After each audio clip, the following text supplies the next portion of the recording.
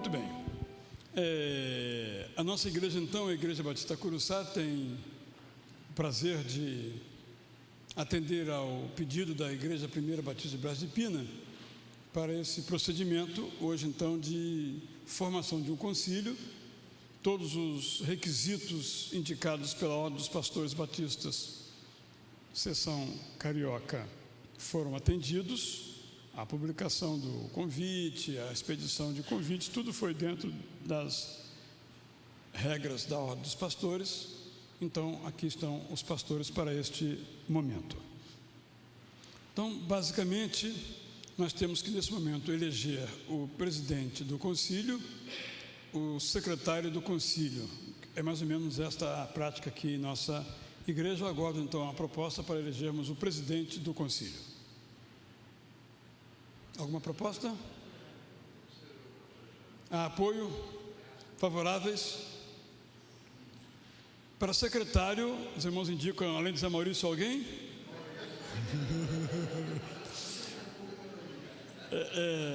O pastor Zé Maurício já é, digamos, já está no currículo dele, inclusive, né? Então, se ele vem a um concílio de um eleito secretário, ele fica em depressão profunda. Ele já tentou se livrar disso, mas não conseguiu, né?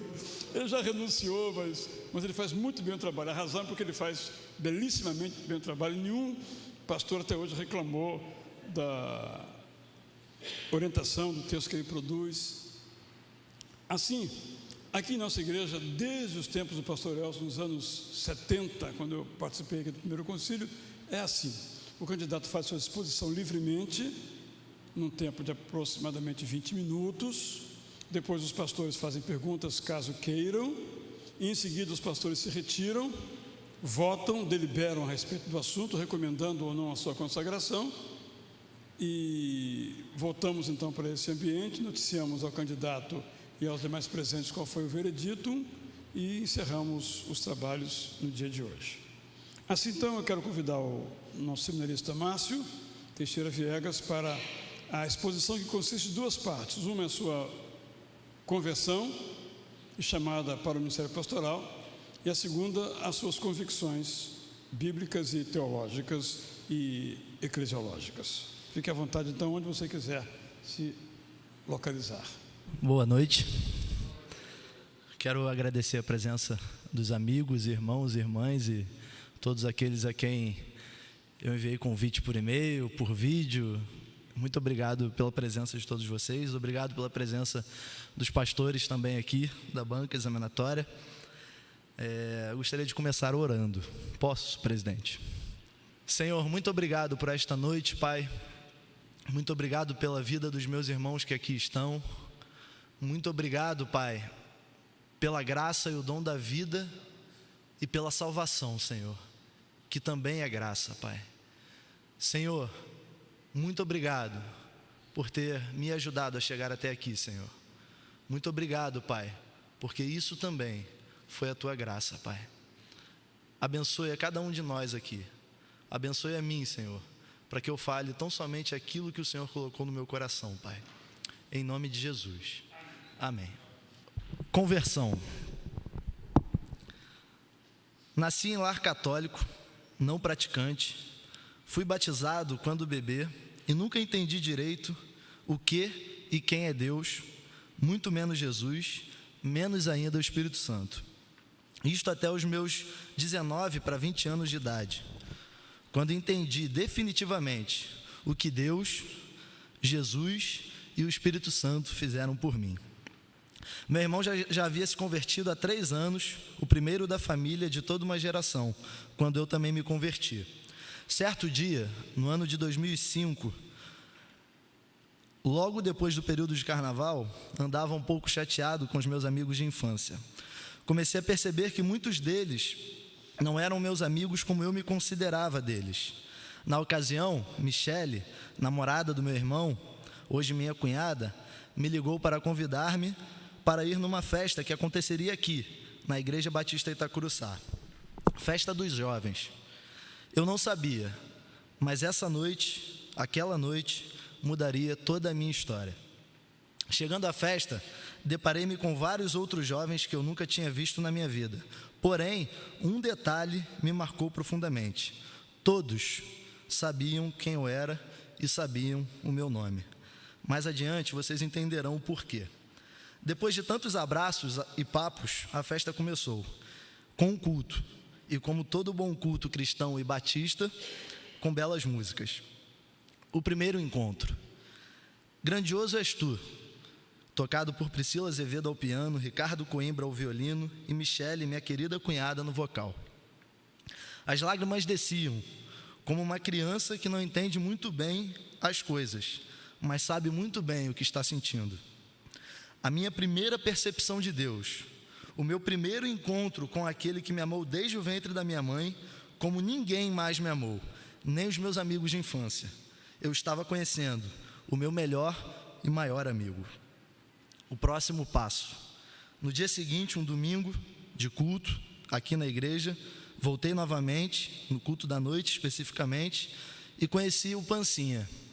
Hoje, pastor André Aguiar Lisboa, missionário em Rio do Sul, Santa Catarina. Daniel, hoje também pastor Daniel Bravo Duarte, conversando comigo na saída do templo, já o conhecia há mais tempo por conta do meu irmão, me perguntou se eu não gostaria de estudar a Bíblia e na mesma hora respondi que sim. Então comecei o discipulado, não com Daniel, mas com o Pancinha. No primeiro encontro, eu expliquei, cara, não entendo nada de Deus, sei que Ele existe e também não entendo nada sobre Jesus Cristo, quero entender isso. Então o Pancinha me explicou tudo, passou pelos principais versículos acerca da Bíblia e história de Jesus, me apresentou as 4 leis, as famosas 4 leis, e eu entendi tudo, fiquei maravilhado, mas não entendia uma coisa, como é que eu aceito a Jesus como Senhor e Salvador da minha vida? Pancinha havia me levado uma Bíblia para me dar, ele pegou essa Bíblia e disse, Márcio, trouxe essa Bíblia para você, mas para eu te dar, você tem que querê-la, tem que aceitá-la. Você quer? Ele perguntou. Eu respondi, quero sim, na mesma hora. Peguei a Bíblia e ele me disse, Márcio, para aceitar a Jesus Cristo como Senhor e Salvador, é tão simples como aceitar a sua palavra. É só dizer para Ele que você o aceita, o recebe. Foi a minha primeira oração, foi o meu primeiro bate-papo com Deus, com Jesus, com o Espírito Santo. Voltando na história da festa, sobre as pessoas saberem o meu nome. Os jovens de Itacuruçá têm um grupo de e-mails e nesse grupo minha cunhada Michele falava de mim o tempo todo e sempre pedindo para os jovens orarem e continuarem orando por mim. Ouvi dizer que ela fazia isso quase que diariamente. Certo dia lá em casa eu estava saindo para ir a um show e ela disse assim, um dia você vai se converter. Vai ser um daqueles crentes chatos que fala de Cristo para todo mundo o tempo todo e vai se tornar um pastor. E aqui estou. Se a igreja um dia aprender, de uma vez por todas, o poder que o amor tem, ela muda a história de uma pessoa, de várias pessoas, da sua comunidade, da sua sociedade, da sua cidade, do mundo. Vocação e chamado. Amadureci e fui entendendo a minha vocação ao longo da minha caminhada cristã. Mas um congresso em especial dos adolescentes da Primeira Igreja Batista do Rio, em meados do ano de 2006, fui incomodado, despertado, desafiado, ou seja lá o que for, pelo Espírito, diante de uma das mais belas mensagens que já ouvi sobre o serviço cristão, ministrada pelo pastor Paulo Elias. Não era apenas uma mensagem de alguém que falava e as palavras escorriam pela boca. Era de alguém que vivia o que estava falando e naquele momento ali em especial estava fazendo as duas coisas ao mesmo tempo. Pois sua filhinha, como muitos aqui conhecem a história, de 12 anos, estava com uma doença rara, inexplicável pela ciência, muito grave, e ali estava ele, servindo no ministério no qual Deus o vocacionou e chamou. E era exatamente sobre isso que ele falava. E como de tradição, ao final ele fez um apelo àqueles que sentiram Deus falar. E eu fui à frente. Lembro da oração que fiz. Deus, me ajuda a entender o que estou sentindo nesse momento. Eu não sei bem o que é, mas sei que o Senhor tem algo grandioso para fazer na minha vida. E quem disse que ir à frente não tem resultado? Eis-me aqui, diante dos senhores, para falar um pouco mais sobre o que eu creio. Síntese teológica. Deus Pai. Creio em Deus Pai, que tem todo o poder, Criador do céu e da terra e de tudo que neles há. Creio que Ele se revela simples e complexamente por amor, e através da sua palavra, a Bíblia. Creio que Ele se revela também na sua criação, os céus, o mar, os morros e montanhas, os animais e principalmente em nós e através de nós. Salmos 19, versículo 1 e Gênesis 1, versículo 27. Creio que Deus Pai é singular, não há outro Deus como Ele. O que podemos afirmar dele é o que a sua própria palavra nos diz. Deus é bom, é gracioso, é misericordioso, é justo, é fiel, é santo, é imutável, é infinito, é eterno, é onipresente, onisciente e onipotente, é perfeito, é amor. Isso são declarações dos evangelhos, dos apóstolos e de outros mais personagens que nós encontramos na Bíblia. E ainda assim, é impossível defini-lo totalmente, mas é totalmente possível percebê-lo e senti-lo. Percebo Deus como Pai, como pessoa e como Espírito. Complexo amor por causa de Cristo, Deus Filho. Creio em Jesus Cristo, seu único Filho, nosso Senhor, o qual foi concebido por obra do Espírito Santo, nasceu da Virgem Maria, morreu sob o poder de Pôncio Pilatos, foi crucificado, morto e sepultado, ressurgiu dos mortos ao terceiro dia, ascendeu ao céu, está assentado à direita de Deus Pai, de onde virá, e breve virá, para julgar os vivos e os mortos. Cristo é eterno, assim como seu Pai. Desde o princípio de todas as coisas sempre existiu.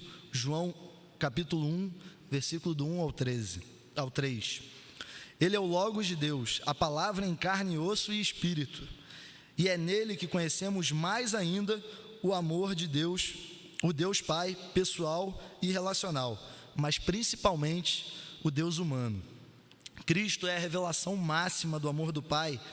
João 3,16 nos ensina com palavras e ações que devemos fazer discípulos de todas as tribos, povos e raças, batizá-los em nome do Pai, do Filho e do Espírito Santo e ensinar a estes tudo o que Ele nos ensina.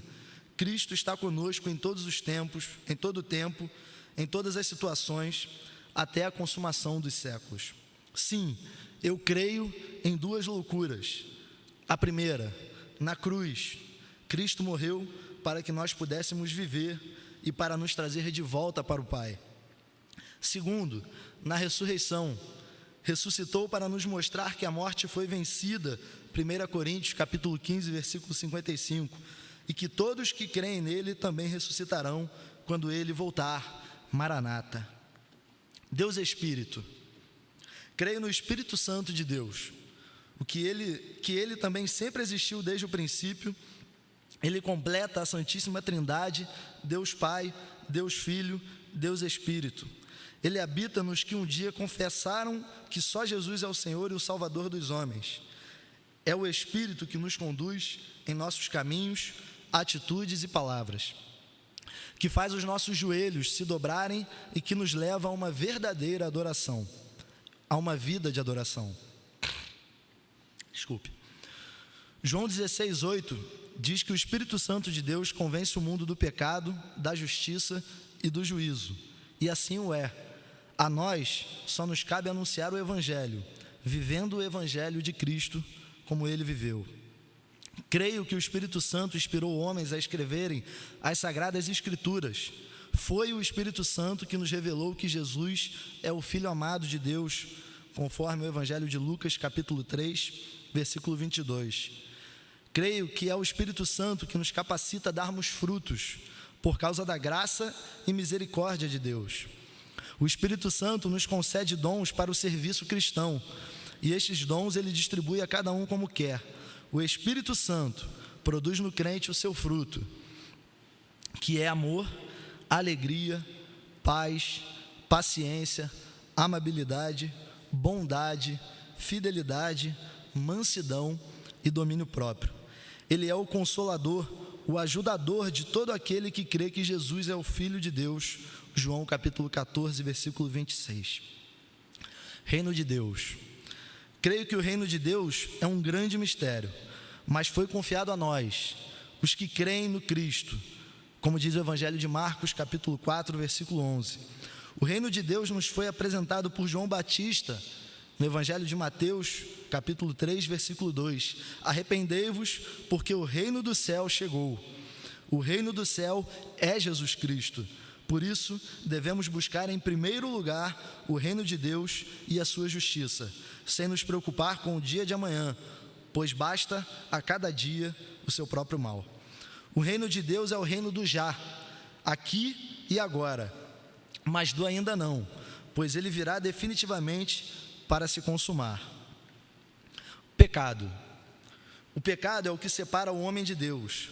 Foi a queda do homem, a interrupção de um relacionamento direto e perfeito com Deus. É o eterno desejo pelo poder, pelo saber, pelo querer ser igual a Deus. Começou em Adão e ao longo da história vétero e neotestamentária e até os dias de hoje. Por isso, todos nós pecamos e fomos destituídos da glória de Deus, como disse o apóstolo Paulo aos Romanos, capítulo 3, versículo 23. Todos precisamos ser salvos. Salvação. A salvação é o que nos resgata da morte, do pecado, nos traz de volta para Deus, restaurando a glória de Deus em nós. Pela graça somos salvos, e isto não vem de nós, é dom de Deus. Efésios capítulo 2, versículo 8. A salvação é para todos, ela está disponível para todo aquele que confessar que Jesus é Senhor, porque se com a tua boca confessares Jesus como Senhor, e em teu coração creres que Deus o ressuscitou dentre os mortos, serás salvo. Romanos 10, 9. É uma decisão pessoal e a melhor decisão que alguém pode tomar na vida. Implica em reconhecimento, arrependimento e confissão. Reconhecimento que somos pecadores, arrependimento destes pecados e confissão de que Jesus Cristo é o Senhor.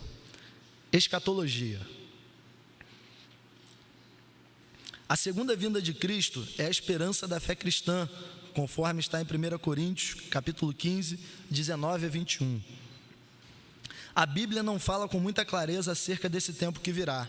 Não sabemos o dia nem a hora que Jesus voltará para consumar o reino do Pai e a salvação dos seus. O Evangelho de Mateus diz que aparecerá no céu o sinal do Filho do Homem, todos os povos da terra se lamentarão e verão o Filho do Homem vindo sobre as nuvens com poder e glória, capítulo 24, versículo 30. E ele julgará o mundo com justiça, Atos 17, 31. A única coisa que temos certeza é que ele virá. Cabe-nos viver o reino aqui e agora e aguardar. Igreja. A igreja é o corpo de Cristo, da qual ele é a cabeça pelos seus ensinamentos e ordenanças. A igreja é o corpo de Cristo, da qual ele é a cabeça, e pelos seus ensinamentos e ordenanças a igreja deve viver. A igreja é a reunião dos membros desse corpo. Cada um dos salvos por Jesus Cristo é a igreja. A importância do encontro da igreja é para o fortalecimento dos membros do corpo e adoração a Deus. A igreja tem dois objetivos, aos quais podemos chamar de vida para dentro e vida para fora. Para dentro, quando nos reunimos para orar e estudar a Bíblia das formas mais variadas, incluindo os cultos, ao exercitar o amor cristão e a comunhão dos santos. Para fora, quando anunciamos o Evangelho para as pessoas que ainda não conhecem o amor de Deus, a saber, Jesus Cristo, e também das formas mais variadas, seja num projeto social, missionário ou evangelístico, em nossas casas, trabalhos, faculdades, escolas, nas ruas, etc. A igreja tem uma missão.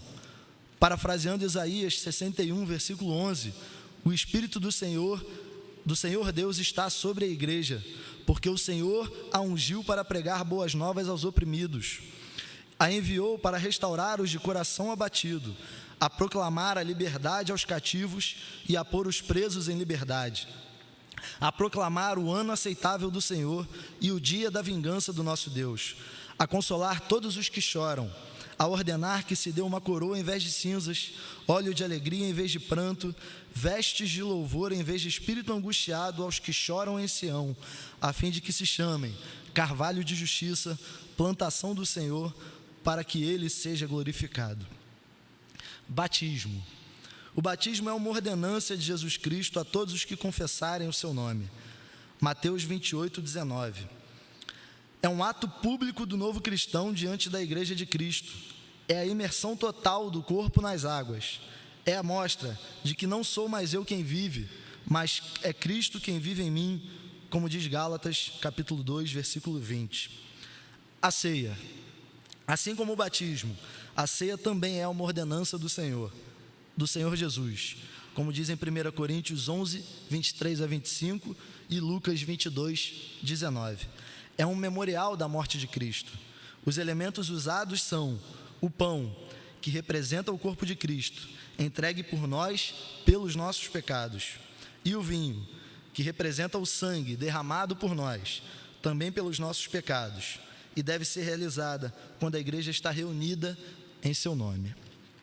Pergunto então a alguns dos pastores se tem alguma pergunta a fazer ao irmão Márcio, alguma observação, algum ponto que não ficou claro, algum ponto que não foi tratado, gostaria de ver considerado.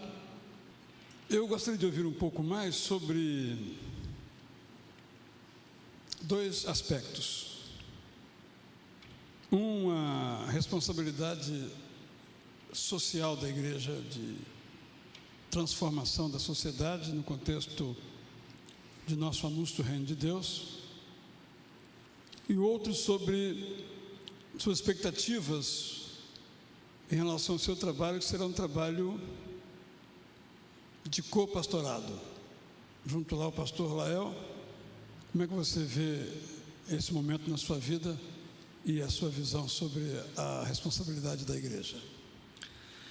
Em relação à responsabilidade da igreja,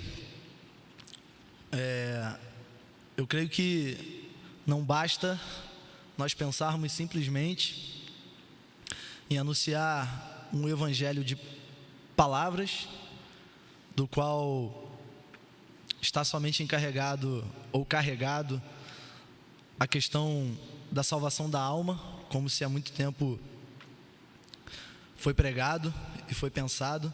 Mas eu penso que a responsabilidade da igreja em relação à salvação implica também, além da salvação da alma, a salvação social das pessoas. A igreja, precisamos pensar como nós podemos fazer para mudar os valores da nossa sociedade, a partir de Jesus Cristo, é claro, a partir das doutrinas e dos ensinamentos de Cristo, levando a salvação da alma e levando a salvação da moral, dos valores, da ética, do amor, que cada vez falta. E as pessoas precisam ser resgatadas na sua integralidade, alma e corpo. Em relação à minha expectativa co-pastoral, eu penso que é um momento de muito crescimento. Não vejo dificuldade alguma em relação a isso. Pelo contrário, era exatamente isso que eu queria de início. Eu preciso aprender muito, eu tenho muito a aprender ainda. Eu sou muito novo e tenho a expectativa de poder não só ajudar o crescimento da igreja, a salvação das vidas, mas tenho também a intenção de também crescer nessa experiência de co-pastorado. Para isso, a minha disposição e a minha vontade de dedicação são claras dentro de mim, é claro. E eu procurarei e procuro passar isso da melhor forma possível. Quero ouvir um pouquinho, Márcio, sobre leitura da Bíblia e oração. A leitura da Bíblia deve ser diária. A responsabilidade pastoral da leitura da Bíblia é muito clara para mim, no sentido, vou tomar a licença para usar uma frase que é um parafraseamento seu, que nós somos como vaca, precisamos pastar se quisermos dar leite, e dar leite em todos os sentidos, não só na pregação, no púlpito aos domingos, mas diariamente no contato com as pessoas, ao conversar, ao aconselhar. Então, eu creio que é o grande desafio também para nós, enquanto pastores, se eu for aprovado, fazer é até meio complicado, mas desafiar, incentivar e estimular a igreja a ler a Bíblia todos os dias, a de fato passar para a igreja que a Bíblia é o nosso manual de regra de fé e prática. Então é um grande desafio para mim, sim, também, por conta do ministério parcial, não integral, mas também é um desafio também passar esses valores, mas eu sei que isso depende do que eu faço, de como eu vou fazer e assim transmitir. Teve mais uma pergunta. Oração. Oração, eu costumo dizer lá na PIB de Brejo de Pina que ela é o princípio de todas as coisas no reino de Deus. Sem a oração, é impossível um ministério acontecer, ou melhor, é impossível qualquer coisa acontecer. A oração é o fundamento, é o nosso meio de conversar, desabafar e falar com Deus, como a Bíblia é o nosso meio de ouvir Deus. Então, é indispensável, não tem como viver o ministério pastoral, uma vida cristã, se não for a base da oração. Outra pergunta é sobre preparo das mensagens. Embora você, nesse momento, vai ser um pastor auxiliar que vai pregar pouco, do ponto de vista quantitativo, é o tempo de você também já desenvolver a sua disciplina, como se fosse pregar todos os domingos. Como é que você pensa esse assunto de preparação do sermão a partir da Bíblia, o tempo que deve ser gasto, as ferramentas que deve usar? Como é que você tem feito e pretende fazer? Antes de mais nada, a oração. E a dedicação, hoje, pelo menos o que eu penso, o que eu projeto, quando o pastor Lael, por exemplo, me convida e me coloca o púlpito à disposição, eu procuro estudar o máximo que eu tenho de tempo disponível. É verdade que às vezes a disciplina falta ainda. Eu preciso me disciplinar e sei que eu tenho essa falha e esse desafio pela frente. Reconheço também que demandam várias e várias horas de estudo.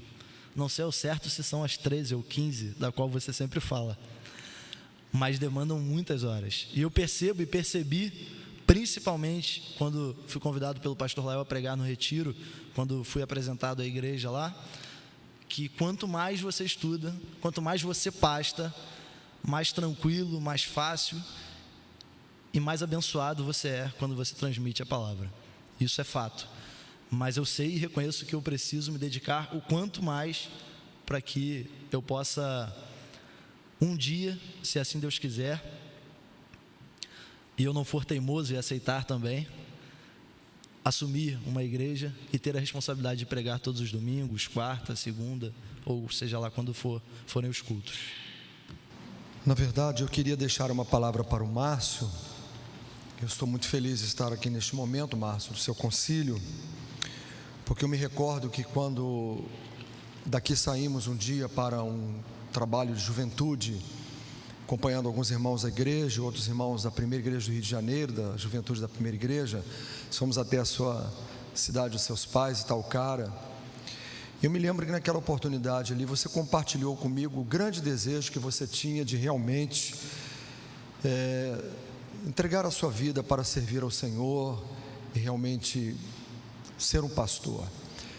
E eu fui observando que você foi então se dedicando e começou então a estudar e se preparar para isso, e Deus foi então moldando a sua vida, foi trabalhando a sua vida, e hoje você está aqui diante de um concílio com essa aspiração para se tornar um pastor.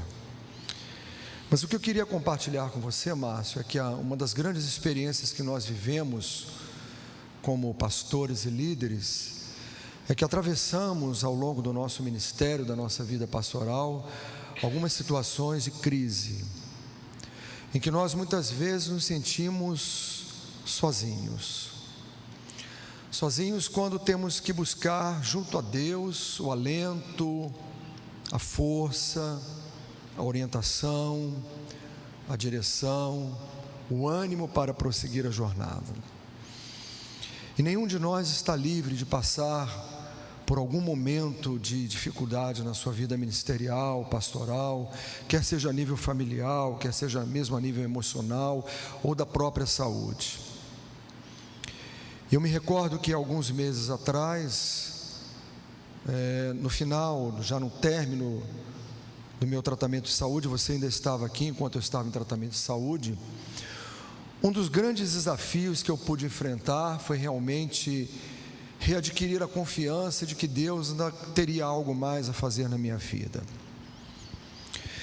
E foi bastante difícil para mim compreender que, apesar de limitações físicas, por causa da enfermidade, Deus poderia me restaurar e Deus poderia ainda me dar mais um novo tempo para o serviço.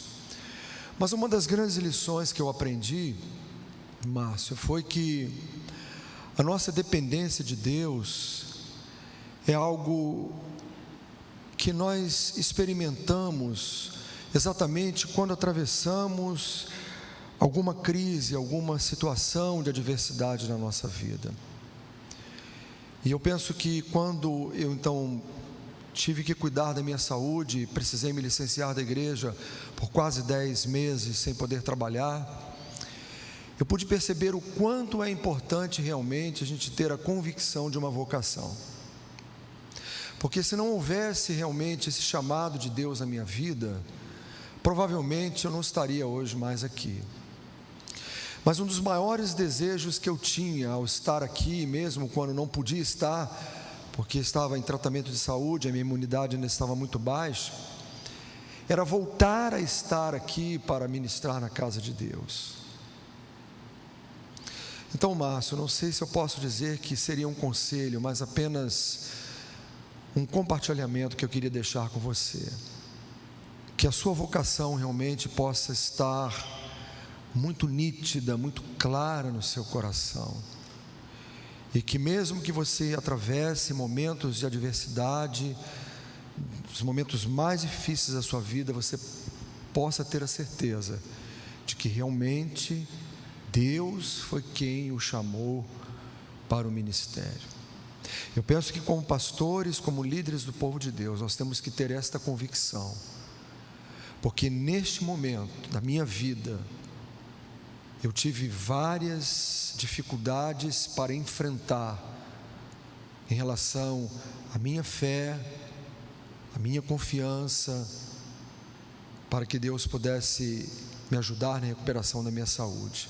Mas em nenhum momento eu tive dúvida que Jesus Cristo é o meu Senhor e Salvador, de que Ele realmente me chamou para a obra do ministério.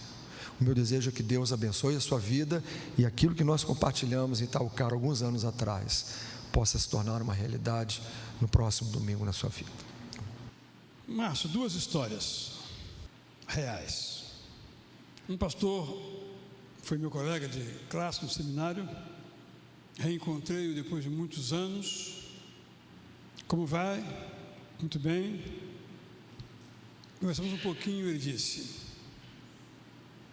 lá na igreja, eu falei, estamos organizando os pequenos grupos. Ele disse: tome muito cuidado, porque lá na minha igreja eu entreguei isso a um jovem pastor recém-formado e ele dividiu a igreja e levou 100 pessoas com ele. Uma história que eu gostaria que você comentasse em termos de seu compromisso com a sua igreja local. Depois eu conto a outra, na mesma direção. Estou falando aqui de caráter, né? Vou contar uma história então também. Quando eu decidi ficar na PIB de Brás de Pina, depois do convite do pastor Lael, Eu não estou falando do primeiro convite, estou falando do segundo. O primeiro foi para ir como seminarista. O segundo foi agora, não à toa estou aqui. Foi por causa das pessoas, dos jovens e adolescentes daquela igreja. Talvez eu tivesse alguns motivos para não aceitar, mas foi por causa das pessoas. O meu compromisso é com a primeira igreja batista em Brasília, não com os pequenos grupos separados, mas com os pequenos grupos que são a primeira igreja batista de Brasília, se isso acontecer. Inclusive a gente conversou sobre pequenos grupos já e parece que em princípio eu ia implantar, então vocês se falaram ou não, né? Ah, tá. Mas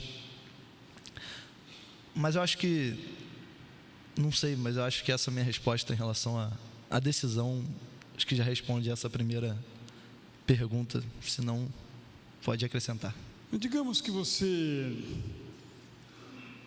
comece a ouvir os jovens da igreja, os adolescentes, começam a dizer: o pastor Lael está velho, ultrapassado. Nós queremos você, Márcio, dá mais atenção a gente. Eu acho que você que tem que ser o pastor da igreja. O que você vai fazer? O que eu vou falar eu não sei ainda, mas que eu não vou aceitar, não vou. E eu acho que se eu não tiver sintonia com o pastor Lael, se a gente não estiver caminhando lado a lado e rumo ao mesmo caminho, isso é bem provável de acontecer e eu acabar pecando nesse sentido. Mas na minha concepção, não vejo possibilidade, agora, é claro, de uma coisa dessa acontecer e eu falar aquilo que não deveria falar. Eu acho que o foco é a unidade. E os jovens e adolescentes geralmente tendem a pensar isso dos pastores mais velhos. E é provável que ainda vá ouvir esse tipo de coisa. Mas com certeza não deixarei, não permitirei, no sentido de exortar, aconselhar e fazê-los entenderem, inclusive, que foi por isso que o pastor Lael me trouxe para lá, para ajudar nesse sentido. Está bem claro, me dispensa a segunda historinha, mas só um comentário que alguns aqui vão achar engraçado, mas que eu acho que também é importante. Nos anos 80, tornou-se moda no Brasil Batista a formação dos ministérios colegiados, que tinha um ideal um pouco socialista, de que todos os pastores fossem iguais e que não houvesse um pastor titular, mas todos os pastores fossem iguais. O resultado foi que não deu certo. Em nenhum lugar deu certo. Cada um teve um final diferente, felizmente todos bons finais, mas diferentes daqueles imaginados. E quando eu aqui na igreja começava a formar uma equipe de pastores, bem logo no começo, eu conversei com um pastor músico já falecido, Marcelo de Oliveira Filho, pastor auxiliar na área de música, então, na primeira de Curitiba. Eu perguntei: Marcelo, como é que é lá? Israel, lá é o seguinte: nós cruzamos para o Pascoal fazer o gol. Eu nunca me esqueci dessa imagem. Gostaria que você comentasse. Como vão ser seus cruzamentos para o pastor Lael? Eu vou procurar fazer que nem o Fagner no Vascão agora. Eu vou procurar fazer que nem o Fagner no Vascão agora. O melhor lateral direito do Brasil, convenhamos, né? Não conheço esse pessoal aí. Eu acho que isso já é um fato. Isso acontece naturalmente. Eu acho que não é forçado, não é obrigado. A concepção da igreja, o pastor Lael é o anjo da igreja, a pessoa que Deus escolheu para estar à frente de todo aquele rebanho, ainda que ele tenha auxiliares, ajudadores, mas isso é uma coisa natural. Não é uma coisa contrária ao que você vai dizer, mas o Fagner de vez em quando faz uns gols, né? Mas não estou querendo dizer que eu vou querer fazer gols para tirar a artilharia do pastor Lael, lógico que não. Mas quando for necessário fazer gol, Se eu puder fazer gol, se eu tiver autorização para fazer gol, eu quero fazer muitos gols. Olímpico, por exemplo, né? Eu digo isso, Márcio, pelo seguinte, não, ou talvez porque eu seja pastor titular e tenho uma equipe muito boa, você conhece, mas porque você falou de unidade, e quem dá na Bíblia a unidade à igreja é o apóstolo da igreja, nos termos do apóstolo Paulo, né? Nós usamos a expressão pastor da igreja. A unidade, na verdade, é uma pessoa, né? E a desunidade, se é que a palavra possa existir, é dada por várias pessoas. Esse é um aspecto muito complexo, que muitos pastores não têm auxiliares exatamente com isso. Recentemente, essa é a história, a igreja tinha 3 pastores ou 4, não sei, auxiliares, e o pastor titular saiu por um período mais longo, 3 ou 4 meses, por alguma razão. Quando ele voltou, aqui no momento do mérito da questão, ele teve que demitir todos eles, porque houve uma revolução na igreja nessa linha, né? O pessoal está longe, etc. E começaram entre si, segundo eu escutei, uma história que eu não apurei, e começaram a eles disputarem na ausência do outro. Criou um clima muito difícil, porque eu vou terminar. Há algum tempo, esse assunto para mim é um dos mais importantes no ministério pastoral, é o caráter. Uma igreja e o seu pastor, ou grande parte da igreja e o seu pastor, entraram em litígio, por razões que não vem ao caso aqui. E esse pastor então começou a ser acusado de comportamento ético na área financeira e outras áreas, duvidoso o seu comportamento. E aí o tom cresceu muito. Eu disse a esse pastor: fulano, saia da igreja, porque você só tem um nome e a igreja só tem uma credibilidade. Nesse momento a credibilidade da igreja está ameaçada e o seu nome está ameaçado. Ele ficou com raiva de mim, obviamente, dividiu a igreja tristemente, fundou uma outra igreja. Por mais que esteja certo, a igreja esteja errada, a igreja anterior errada, não é o caso aqui em questão. Não há como medir uma igreja que se divida, porque você não divide só uma igreja, você divide famílias. O marido vai para uma igreja, a esposa vai para outra, por exemplo. Então, eu digo essa palavra aqui, mais porque eu conheço um pouquinho e sei da retidão do seu caráter, mas mais como uma advertência em relação ao seu futuro ministério, próximo, depois outros, se for o caso, Deus é quem sabe, de sempre se manter firme nesta linha de coerência, sabendo que Deus é aquele que nos aprova ou nos reprova.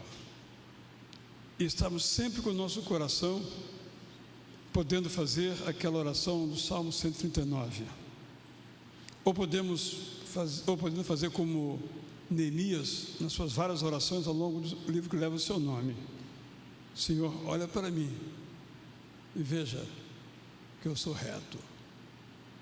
A gente diz: poxa, eu cara pretensioso, ao mesmo tempo um cara corajoso. Nós podemos dizer assim. Desejo que você, como o pastor Zé Maurício mencionou em outra área, nesta sempre fique firme, valoroso, fiel aos princípios que você demonstrou aqui, às suas convicções, fiel à sua lindíssima história de conversão e chamada. É algo para ser emoldurado como um quadro para você se lembrar, à luz do que falou o pastor José Maurício. Algum de vocês quer usar a palavra? Eu queria só ouvir um pouquinho do Márcio sobre a questão de crescimento de igreja, né? A gente vive um contexto religioso em que muitas igrejas têm crescido, né? Nós temos aí megas igrejas, pastores e líderes primam por isso. Eu acho que deve ser o pensamento de toda a igreja, crescer, mas infelizmente existem alguns líderes que passam por cima da palavra de Deus para alcançar esse objetivo. E esse tipo de pensamento e comportamento tem atingido inclusive pastores batistas, nessa ânsia de ver as suas igrejas crescerem. Então, eu gostaria de ouvir um pouquinho, né, da sua parte, né, como é que você encara essa situação de ter que fazer a sua igreja crescer e, por outro lado, né, vivendo esse contexto em que você olha ao seu redor e vê algumas atitudes que não correspondem ao que a palavra de Deus nos ensina e nos instrui. Será que vale a pena você, né, corromper a palavra de Deus para alcançar esse objetivo de crescimento de igreja? Quer dizer, mais ou menos por aí. Bom, de cara, não vale a pena, é óbvio que não vale a pena corromper a palavra de Deus, por ser a palavra de Deus, para alcançar esse objetivo totalmente errôneo, para obter crescimento. E eu vejo que, infelizmente, as grandes igrejas, no sentido quantitativo, carecem de sentido qualitativo. E isso é um perigo, eu tenho medo disso. Eu tenho medo de me corromper, eu tenho medo, eu acho que isso é bom, que Deus me continue dando medo disso.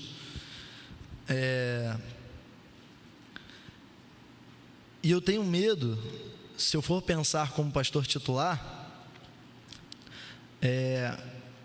como é que eu vou dar conta disso? Eu creio no púlpito sim, mas eu creio no relacionamento, muito.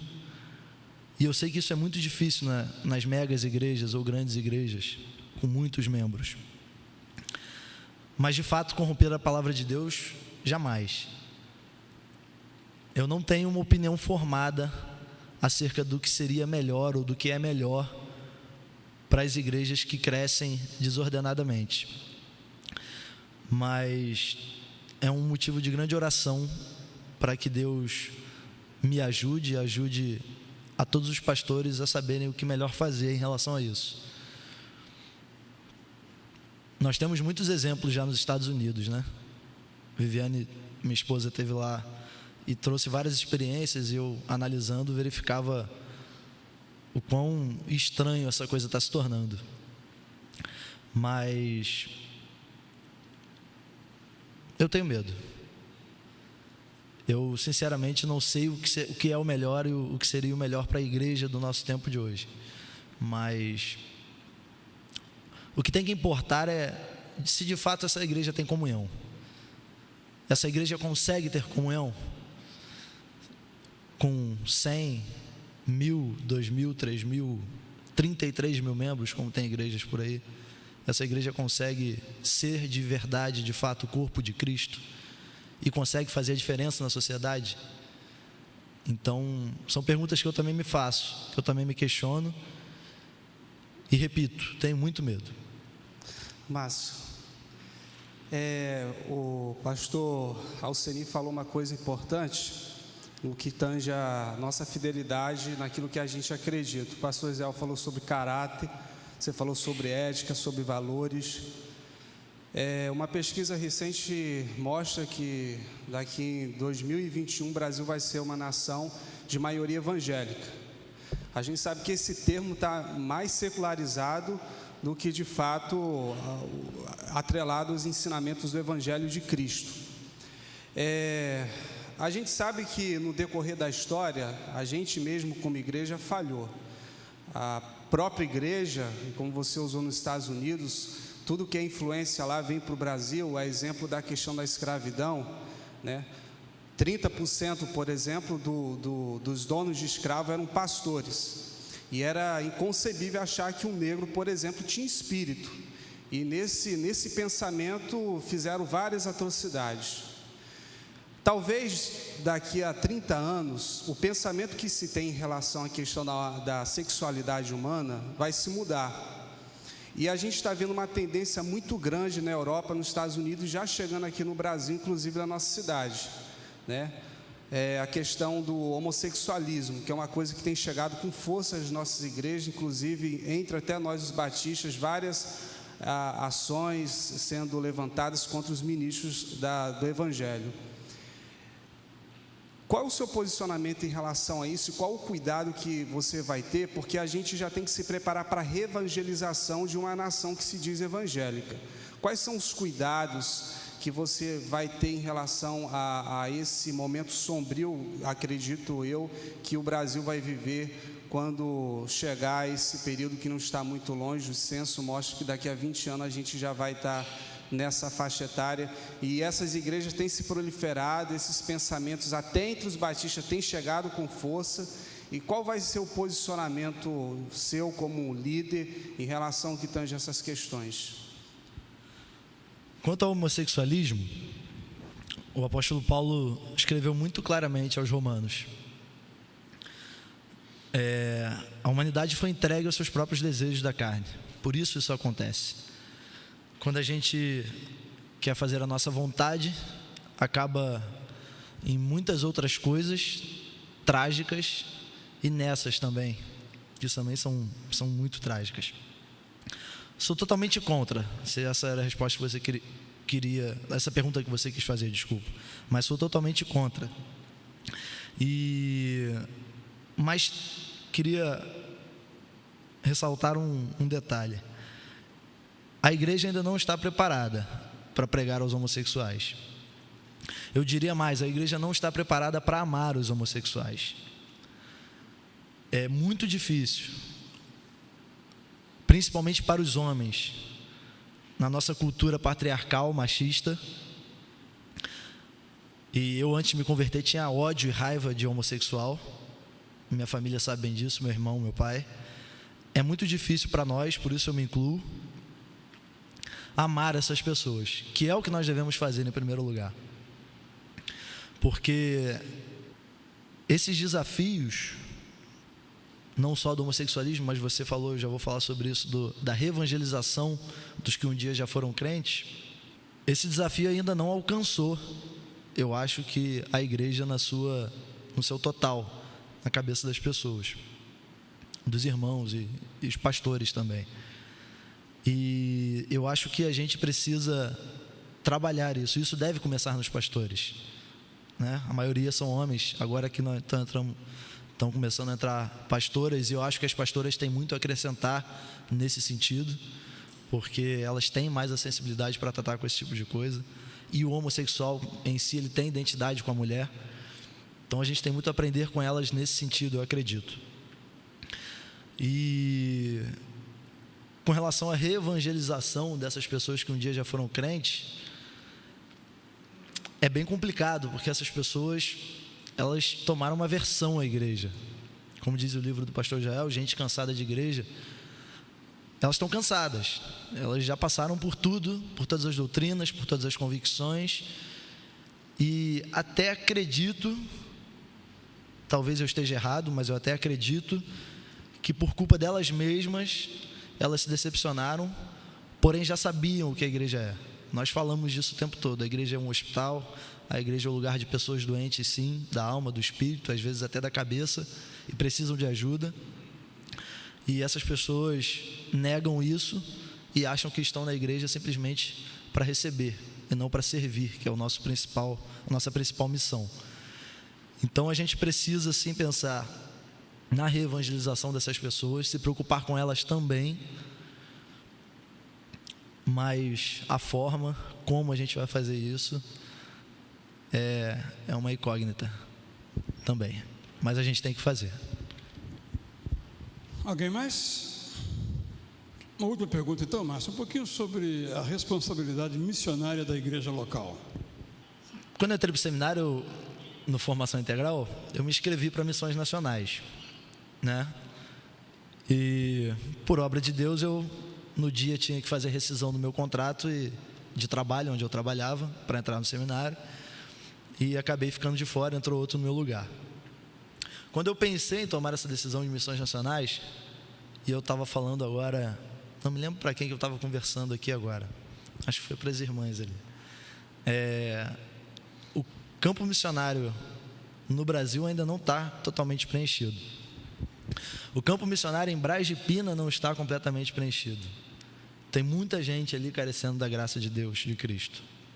Eu acho que isso é prioridade da igreja, prioridade primária. Pensar no seu contexto ali, onde você está inserido. Pensar na vida das pessoas, como é que elas vivem, o que elas esperam da igreja, se é que elas esperam alguma coisa da igreja. A gente tem que focar, sem esquecer, é claro, de um todo, porque não dá para a gente só focar numa coisa. O reino de Deus é muito maior do que simplesmente um bairro, mas eu acho que deve ser a prioridade primária de toda a igreja, a sua comunidade, o bairro que ela está inserida. Como diz o lema aqui da igreja, tem que ser relevante, porque Cristo é relevante para nós. Isso é fato. Mas o foco, inclusive, da primeira igreja batista em Braz de Pina esse ano é o evangelismo, é se preocupando com Braz de Pina, com as comunidades ali ao entorno. E eu acho que é isso, é prioridade primária a comunidade que a gente está inserido, sem se esquecer, é claro, do restante, do mundo, generalizando. Como não há mais perguntas, eu acho que não tivemos um concílio com tantas perguntas nos últimos anos aqui nessa igreja, né? Isso em função do candidato, certamente. Vamos então nos retirar, os pastores, daqui a pouco nós voltaremos. Em nome então do concílio, quero informar ao irmão Márcio e todos os presentes que o concílio se reuniu e, por unanimidade, considerou o Márcio aprovado para o ministério pastoral.